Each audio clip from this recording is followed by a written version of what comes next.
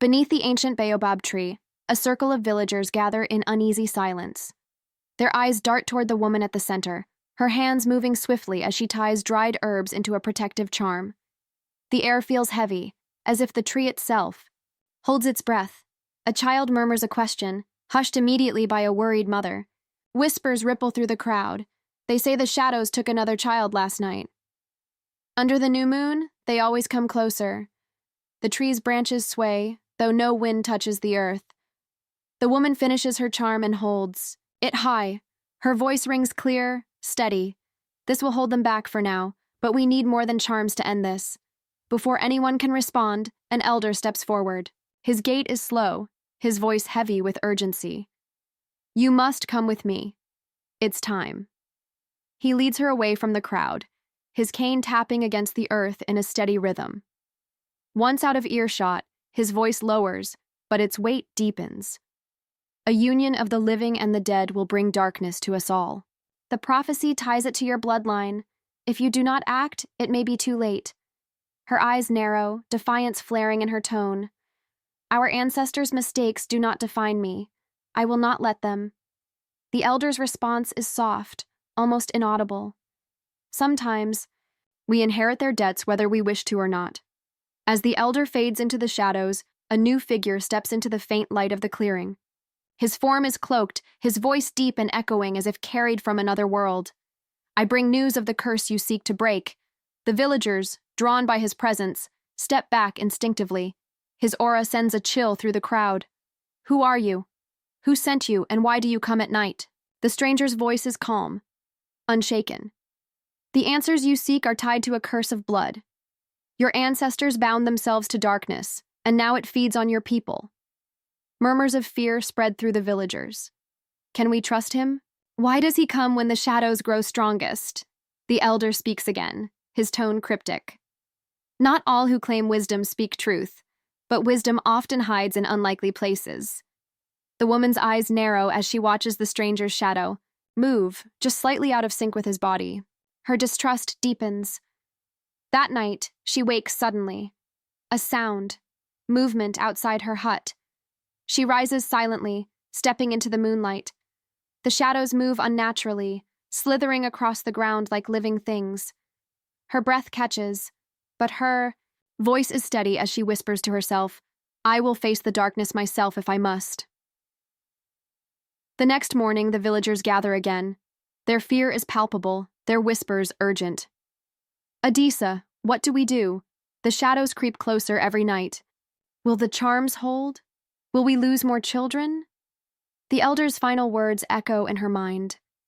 The cycle can still be broken. Her voice cuts through the murmur of the crowd. There is a way to end this, but it will take more than words or fear. I will find the truth. I will end this curse. As she steps away, her resolve is clear. The villagers watch her go, whispers, following her path. She is our only hope now. The woman sits alone, her hands tracing a well-worn talisman.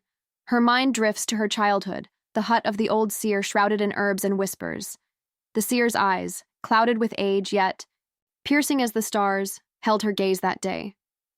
Beware the curse tied to your blood, the seer had said. It will come for you when you least expect it. The memory clings to her like the scent of rain on dry earth. Another memory follows. Her brother, his face hard with anger, disappearing into the wilderness after the betrayal. She grips the white talisman tighter. At dawn, the village stirs with life. Women hum as their hands weave reeds into baskets, the rhythm of their work carrying through the air. Children chase each other with sticks, reenacting the myths of great warriors.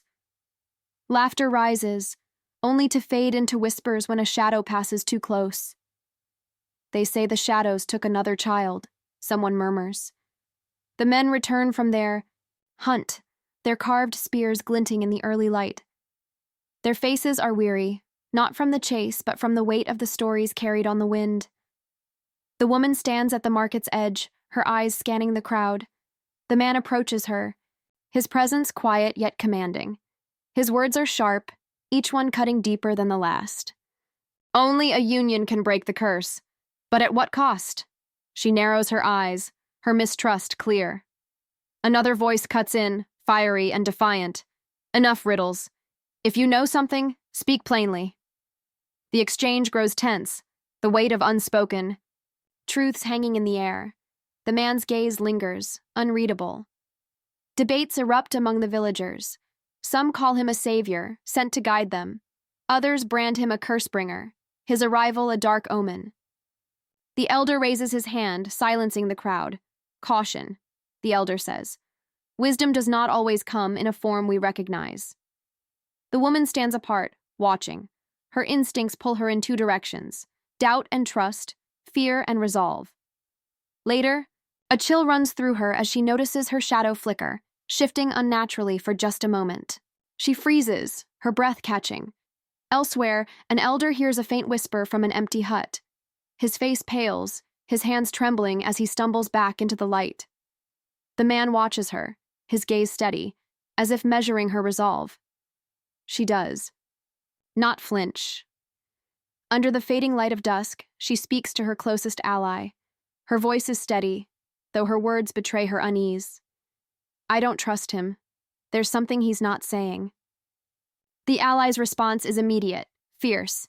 If the curse is tied to you, then only you can break it. The words settle like stone. She straightens, her expression hardening into determination. Then I will, no matter the cost.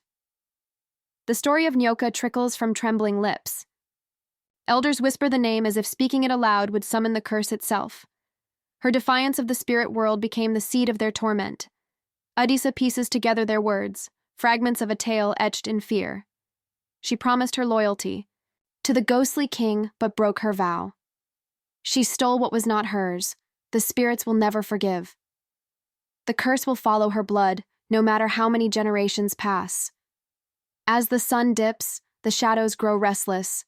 They move with purpose, circling Adisa as if testing her resolve. She grips a charm tightly in her hands, her mind racing with questions she has no answers for. Later, Kole steps into the clearing, his presence silent yet unyielding. Adisa's eyes narrow. What aren't you telling me? Sometimes, Kole says, his tone measured, the answer is hidden in what we fear most. Her mistrust is evident, yet there is no other path. Together, they move toward the forbidden forest, the air growing colder with every step. The trees whisper stories of their own as they tread deeper into the unknown. The elder's hut is hidden, overgrown, and forgotten. The man inside carries the weight of years and rejection. His voice is low and steady as he recounts the truth. Nyoka made a pact with the ghostly king. She broke it and cursed all who share her blood. Adisa leans forward, demanding answers. What pact? How do I end it? There is only one way, a binding ceremony, but the price is greater than you imagine. The words linger, heavy and unshakable, as the elder's gaze burns into hers. On their way back, the air changes. Shadows surge from the ground, moving with a hunger that chills the soul. Adisa readies her charms, but Kole steps forward, his actions swift and almost otherworldly. He fights the shadows with ease, a power she doesn't understand. How are you doing this? You'll see soon enough. The village comes into view, but answers do not follow. In the silence of the night, Kole speaks. Your brother Ekon is alive. Adisa freezes. She searches his face for any sign of deceit, but there is none. He has aligned himself with the shadows. Revenge drives him, fueled by your village's betrayal after his disfigurement. The truth is unbearable, yet undeniable. The realization strikes like lightning. The missing children, the growing darkness, it all points to Ekon. He has made them shadow offerings, feeding their insatiable hunger in exchange for power. Adisa's voice shakes with rage and pain. You knew this and didn't tell me? You let me stumble in the dark. There wasn't time, Kole says, his voice firm. The binding ceremony must happen soon. The shadows grow hungrier every day. Alone in the quiet, Adisa wrestles with the weight of her guilt. She sees Ekon's face in her mind, twisted with anger and sorrow. Nia's voice echoes within her, a whisper that becomes a roar. If you don't stand, who will? The shadows creep closer with every passing moment. Their presence spreads through the village, felt in every corner, feared in every breath. Adisa rises, her resolve clear in her eyes. I will confront him. This ends now. Her steps are steady as she prepares for the battle ahead, knowing that the cost will be high. Fear lingers, but it no longer holds her. Time is running out. The ruins stand silent, ancient stones bearing witness to the weight of the past. Adisa steps forward, her voice steady, but echoing with tension. Ekon, show yourself! The shadows shift, parting like a curtain as he emerges. His face carries the scars of time and anger, his eyes dark with resentment. You abandoned me. His words land like blows. She holds her ground. We searched. For you. We mourned you. You forgot me. His voice rises, cutting her off. When the village turned their backs, so did you. You left me to rot, to suffer. Her breath hitches, but she speaks again, defiance in her tone. You chose this path, Ekon. You turned to the shadows. He steps closer, his anger palpable. They gave me what the village never did. Power, respect. Now they will all feel what I felt, the despair of being cast aside. The shrine trembles as the shadows stir, pouring forth like smoke with monstrous forms taking shape. Their howls pierce the air, their hunger overwhelming. Villagers scream as darkness sweeps across the land, devouring everything in its path. Adisa grips her charms tightly and steps into the fray. Kole appears beside her, his presence commanding. We fight together, he says. Adisa wields her charms with precision, tossing herbs that burn like fire against the shadows. Kole moves with supernatural speed, his strikes unnaturally powerful, scattering the creatures like ash.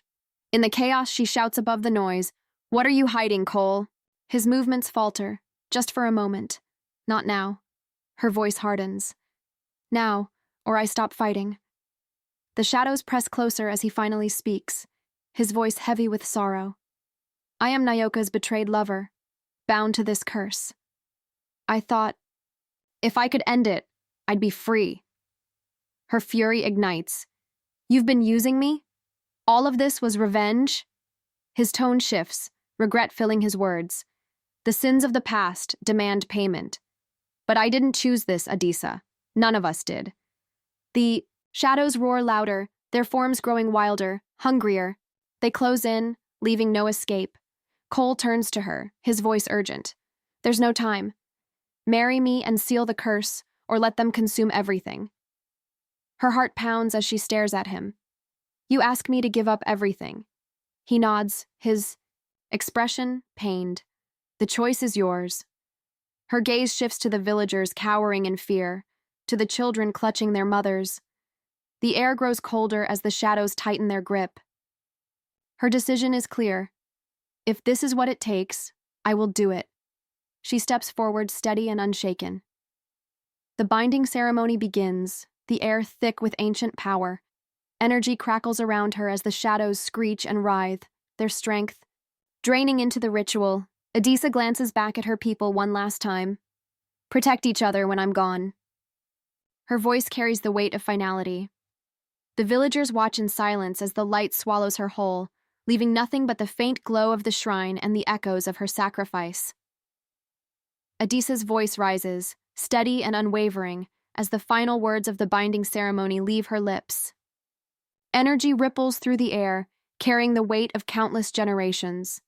The shadows screech, their monstrous forms twisting in agony. One by one they crumble, dissolving into the ground as light washes over the village.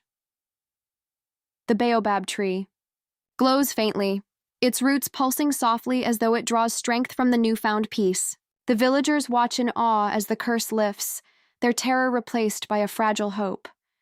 Adisa's body crumples to the earth, lifeless but at peace. Her spirit ascends, unseen but felt, as a gentle breeze brushes past the faces of those she fought to protect. The villagers gather, their tears falling freely, their voices trembling with grief. She saved us. We owe her everything. In the distance, Kole stands alone. His figure begins to fade, his purpose fulfilled. The wind carries his final whisper. It is done. The villagers turn to one another, unsure of what comes next. Nia steps forward, her voice firm despite the sorrow that weighs it down. We must honor her sacrifice with unity. Together, we will rebuild, stronger than before. Her words ignite something within the crowd. They nod, their determination growing. The first rituals begin that very night, offerings placed at the base of the Baobab tree. Songs of bravery and sacrifice fill the air, ensuring Adisa's name will never be forgotten. As the night deepens, Ekon approaches the village, his steps heavy with shame. Stripped of the shadow's power, he kneels before the people, his voice trembling. Forgive me. I let my pain consume me. I cannot undo what I've done, but I will spend my life making amends. The elder steps forward, his gaze steady but full of sorrow. Redemption is not found in words, but in actions. You must find your path elsewhere. Ekon bows his head, accepting the weight of his exile. He turns and disappears into the wilderness, the burden of his choices following him into the unknown. Near the Baobab tree, a faint glow lingers. Adisa's spirit watches over the village, her presence quiet but unwavering. She reflects on her journey, the choices that led her to this moment. Sacrifice is never easy, but in giving, we find meaning. Even in shadows, light can prevail. The tree stands as a testament to her bravery, its roots stronger than ever. The villagers thrive under its watchful glow, their unity born from her selflessness. Her story becomes legend, carried on the wind, whispered under the stars, and woven into the hearts of those she left behind. Adisa's words cut through the charged air, each syllable a thread binding the ancient magic together. The energy swirls around her, humming with a force that draws the shadows inward. They writhe, their monstrous forms clawing at the unseen power tightening its grip. Screeches erupt as the shadows collapse into nothingness, leaving only silence, and a soft, warm light bathing the village. The Baobab tree glows faintly, its roots pulsing like the rhythm of a steady heartbeat. The villagers watch in awe, their faces a mixture of relief and grief. The curse is broken, but the cost is soon revealed. Adisa's body falls, her strength gone. Her spirit rises, unseen yet unmistakable, carried on a breeze that brushes against the villagers' faces like a whispered farewell. She gave her life for us. A voice breaks the silence. The villagers gather around her lifeless form, their tears falling freely as the weight of her sacrifice settles upon them. A faint wind swirls nearby and Kole's figure begins to fade. His voice, low and hollow, lingers. The cycle is complete. My debt is paid. As his final words dissolve into the air, his form vanishes, leaving only the faint scent of the earth after rain. The villagers stand in uncertainty until Nia steps forward, her shoulders squared. Her voice rings out, steady and commanding. We must honor her sacrifice, not with tears, but with unity. Her words ignite a spark in the crowd. Heads nod, determination replacing despair. The first ritual begins as they gather offerings, woven charms, bowls of grain, and fresh flowers, placing them at the base of the glowing Baobab tree. Songs rise, carrying Adisa's name on the wind, weaving her bravery into the village's legacy. Amid the mourners, Ekon approaches. His steps falter, his head bowed in shame. Stripped of the shadow's power, he falls to his knees before the people. His voice trembles. I let my pain destroy everything. I ask for forgiveness, though I do not deserve it. The elder steps forward, his staff tapping against the ground. His gaze is steady, his words heavy with finality. Forgiveness is earned, not begged for. Redemption is found in deeds, not words. You must seek yours elsewhere. Ekon bows his head, accepting his exile. Without another word, he turns and walks toward the wilderness, his silhouette swallowed by the horizon. Near the Baobab tree, the faint glow lingers. Adisa's spirit remains, watching over the people she gave everything to protect. Her gaze is soft as she reflects on her journey, the choices that led her here. Sacrifice shapes us. It teaches us that even in shadows, light can prevail, the Yai. Baobab stands taller now, its roots anchoring the village's future. The people thrive under its watchful glow, their unity born of her courage. Her story lives on in whispered tales, sung under moonlight and carried by the wind, a reminder that hope can grow even in the darkest places. Adisa's spirit lingers in the gentle breeze, her voice soft yet filled with the weight of her journey. Dar into you. Saving them, I lost myself. Her words drift, carried on the wind as if speaking to the baobab tree itself. She gazes at the village below, watching the lives she protected flourish. The cost of breaking the curse presses heavily on her, but she nods, accepting the inevitability of her choice. Their survival was worth it. Some burdens must be carried for the sake of others. Her thoughts turn to Nyoka's betrayal, the spark that started this cycle. The connection between past and present becomes clear. The sins of the past demanded payment, but was it too steep a price? Her gaze falls on the glowing roots of the baobab, its light a testament to the balance restored. Her voice softens, yet it carries the weight of a warning. History has its lessons. Ignore them, and the cycle begins again. She closes her eyes, reflecting on the strength she found through her struggles, the courage she gained by facing the shadows. Even the darkest shadows can teach us to find the light. Her words resonate, echoing faintly in the hearts of those who pass beneath the baobab tree. Each visitor feels her presence as if her wisdom lingers in the air. Below, the villagers gather. They marvel at the faint glow of the baobab's roots, a sign of something greater than themselves. The elders lead a ceremony, their hands placing offerings of woven charms, dried herbs, and fresh blossoms at the tree's base. This light will protect us, an elder declares. We honor her for what she gave. The tree stands tall, its glow a beacon of hope. It becomes a symbol of unity, its presence reminding generations of the strength found in sacrifice. Adisa's spirit watches the village thrive.